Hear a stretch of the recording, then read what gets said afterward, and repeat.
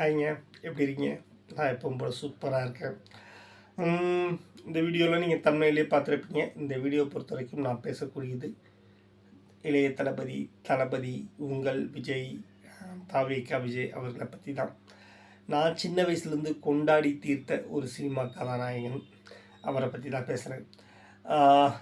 யாரை பற்றியும் தப்பாவோ யாரை பற்றியும் புகார் சொல்லியோ எல்லாம் கிடையாது இந்த வீடியோ. நான் கொண்டாடி தீர்த்த ஒரு மனுஷனை பற்றி, ஒரு 30 வருஷமாக விஜய்னு எங்கள் வீட்டுக்குள்ளேயும் கூட ஒழித்திருக்கக்கூடிய ஒரு குரலை பற்றி. அவரே தன்னுடைய சினிமா காலம் முடிஞ்சிருச்சு, இதுதான் என்னுடைய கடைசி படம், இதுதான் என்னுடைய கடைசி ஆடியோ லான்ச் அப்படின்னு கண்கலங்க விடை கொடுத்த பிறகு நான் போடக்கூடிய வீடியோ. இதில் விஜய் பற்றி என்ன பேச போகிறேன்? விஜய் பற்றி பேசுகிறதுக்கு என்ன இருக்குது?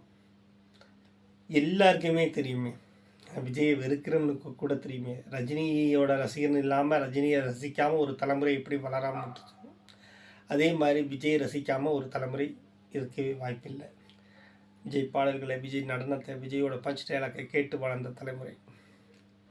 30 வருஷமாக 33 வருஷம் சினிமா வாழ்க்கையில் 30 வருஷமாக தமிழ்நாடு முழுவதும் தவிர்க்க முடியாத ஒரு பெயர். தொடர்ச்சியான வெற்றிகள், தொடர்ச்சியான பாராட்டுகள், தொடர்ச்சியான புகழ் வெளிச்சங்கள் அத்தனையுமே இருக்கும்போதே ஒரு மனுஷன் விட்டுட்டு போகிறேன் அப்படின்னு சொல்கிறது எவ்வளோ பெரிய விஷயம். நிறைய பேர் சொல்லக்கூடியதான், நான் உச்சத்தில் இருக்கேன்னு சொல்லிக்கிட்டே இருக்காதிங்க அப்படிம்பாரு. கிடையவே கிடையாதுங்க. 33 வருஷமாக ஒருத்தன் உழைச்சி மேலே வந்து அந்த கேரியரில் உட்காந்துட்டு அந்த கேரியரை விட்டு யாருமே தள்ளிவிட முடியாத ஒரு இடத்துல இருந்துக்கிட்டு அதை விட்டு விலகும்போது அவன் சொல்லத்தான் செய்வான். இன்றைக்கி விஜய் மேலே விமர்சனமே வைக்கிறதுக்கு வாய்ப்புகளே கிடையாது அப்படிங்கிறவங்க பேசக்கூடியது இந்த சக்குரி வார்த்தைகளும். இந்த உச்சத்தை விட்டுட்டு வந்தார், உச்சத்தை நாங்கள் சொன்னோம், எங்களுக்காக விட்டுட்டு வந்தார். நீங்கள் இப்போ இதுக்கு என்ன பதில் சொல்ல போகிறீங்க? நாங்கள் கொண்டாடத்தான் செய்வோம், நீங்கள் என்ன பதில் சொல்ல போகிறீங்க? நாங்கள் விஜய் அப்படிங்கிற ஒரு நடிகரை நாங்கள் அவ்வளோ மிஸ் பண்ணுறோம். அதற்கான காரணங்களும் அவருக்கான எதிரிகள் தான். அவருக்கான அரசியல் பாதைகளை போட்டு கொடுத்தவர்களும் அவருக்கான எதிரிகள் தான். அதுதான் நிஜமே கூட. இல்லைன்னா விஜய் இன்னும் ஒரு 10 படத்தில் நடிச்சிருப்பார். நாங்கள் இன்னும் ஒரு 10 வருஷம் விஜயோட படங்களையும் பாடல்களையும் பார்த்து கொண்டாடி இருப்போம். அதையும் நீங்கள் தான் எடுத்து வச்சுருக்கீங்க. வேறு என்ன சொல்ல?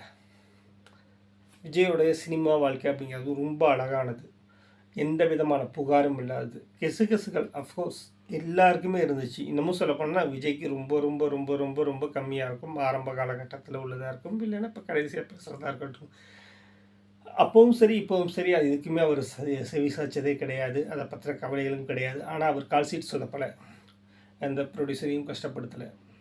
இன்றைக்கும் 250 கோடி ரூபா சம்பளம் வாங்கினாலும் அந்த சம்பளத்தை கொடுக்கறதுக்கு தயாராக இருக்கக்கூடிய ப்ரொடியூசர்கள் அவ்வளோ பேர் இருக்காங்க. அவங்களுடைய விஜய் அரசியல் எதிரியாக நினைக்கக்கூடிய கம்பெனிகள் கூட விஜய் கால்சீட் கொடுத்தா வாங்க தயாராக தான் இருக்காங்க. விஜயோட வீச்சு எப்படி இருக்குது அப்படின்னா, ஒரு சேட்டலைட் சேனல் விஜயோட பாடல்களையோ படங்களையோ போட்டோன்னா அவருக்கு திரும்ப திரும்ப ஞாபகத்தில் வந்துட்டு இருப்பார் அப்படிங்கிறக்காகவே எல்லாத்தையுமே ஸ்டாப் பண்ணி வச்சுருக்காங்கன்னா யோசிச்சு பாருங்கள். அவருடைய வீச்சு ஒவ்வொரு வீட்டுக்குள்ளேயும் பூந்திருக்காரு அப்படிங்கிறது. இது விஜய்க்கான அரசியல் ஆதரவுலாம் கிடையாது. இது நான் கொண்டாடிய மனிதனை எல்லோரும் போட்டு கஷ்டப்படுத்துகிறாங்களே அப்படிங்கிறதுக்கான ஒரு ஆதங்கம், அவ்வளோதான். நான் தேவா படம் பார்த்ததுலேருந்து விஜய் எனக்கு ரொம்ப பிடிக்கும். எனக்கு விஷ்ணு செந்தூரபாண்டியோ ரசிகனோலாம் எனக்கு நாளை திருப்பலாம் கவனத்தில் இல்லை. நான் முதலாக பார்த்தது தேவா. பூவே உனக்காக பார்த்து புள்ள வச்சுருக்கேன். லவ் டுடே பாட்டு எப்படிடா பூவே உனக்காக அப்படியே ஆப்போசிட்டாக ஒரு படம் எடுக்க முடியுது அப்படின்னு யோசிச்சிருக்கேன். துல்லாத மனம் துள்ளும் பார்த்துட்டு என் ஃப்ரெண்டு அழுத கதை தெரியும். சினிப்பிரியாவில் 250 நாள் போகிறோம், அவ்வளோ கூட்டம் இருக்குது. கிட்டத்தட்ட 80% கூட்டம் இருக்குது. காதலுக்கு மரியாதை, எப்படி சொல்ல, விதவிதமான நிறைய அனுபவங்கள், நிறைய சந்தோஷங்கள், நிறைய கொண்டாட்டங்கள். ஒரு படம் நல்லா, எனக்கு அழகிய தமிழ் மகன் படம் பார்க்கும்போது எனக்கு எப்பா படம் நல்லாவே இல்லை, ஃபெயிலியர், அதெல்லாம் வேறு விஷயம். ஆனால் அந்த படத்தை பார்க்கும்போது எனக்கு அவ்வளோ நல்லா இருந்துச்சு, அவ்வளோ சந்தோஷமாக இருந்துச்சு. அப்படிங்கிற மாதிரி இருந்துச்சு. இப்படி விஜய் டபுள் ஆக்ட் அப்படிங்கிற கொண்டாடி இருக்கேன். ஏன்னா அது ஒரு மேட்ச். மின்சார கண்ணாலே எனக்கு அதுதான் நிகழ்ந்தது. 200 தான் பாக்கெட்டில் வச்சுருக்கேன். அந்த 200 பிட் பாக்கெட் அடிச்சுட்டாங்க. ஆனால் அதை பற்றின எந்த கவலைகளும் கிடையாது. அடுத்த வேலை சாப்பாட்டுக்கு என்ன பண்ண போகிறேங்கிறது தெரியாது, எதுவுமே கிடையாது. விஜயை கொண்டாடிட்டு இருந்தேன். சினிமா பைத்தியமா. எனக்கு சினிமா சோறு போட்டுதாங்கிறது கிடையாது. ஆனால் சினிமா எனக்கு ஆறுதலாக இருந்தது.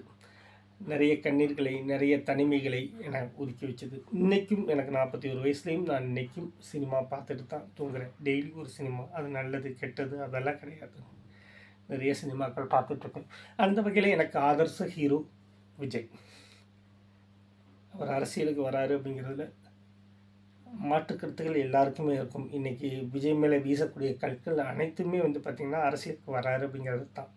ஆனால் அஜித் ரசிகர்கள் போட்டி போடுறது தப்பே கிடையாது. ஏன்னா கிட்டத்தட்ட அது வந்து உன்னை கூட என்னை தருவேன் குஷி டயத்தில் உருவானது. கிட்டத்தட்ட ஒரு 30 வருஷ போட்டி, 30 வருஷ சண்டை. ஆனால் அவங்களே அமைதியாயிட்டாங்க. அப்படிங்கும்போது இப்போ வீசக்கூடிய கற்கள் எல்லாமே சர்வ சாதாரணம்தான். விஜய் ஜெயிப்பார், ஜெயிக்க மாட்டார், இதை பற்றின கவலைகளும் எங்களுக்கு கிடையாது. எங்களை மகிழ்வித்த உங்களுக்கு எங்களது நன்றிகள். அவ்வளோதாங்க. வேறு எதுவுமே நான் சொல்லவே விரும்பலை. அவ்வளவு படங்கள், அவ்வளவு கொண்டாட்டங்கள், அவ்வளவு சிரிப்புகள், அவ்வளவு புன்னகைகள், அவ்வளவு நெகிழ்வான தருணங்களை கொண்ட உங்களுக்கு எங்களுடைய மனமார்ந்த நன்றி. உங்களுடைய பயணம் 2026 மிக மிக எளிதானதாகவும் வெற்றிகரமானதாகவும் இருக்க எங்களுடைய வாழ்த்துக்கள். நன்றி.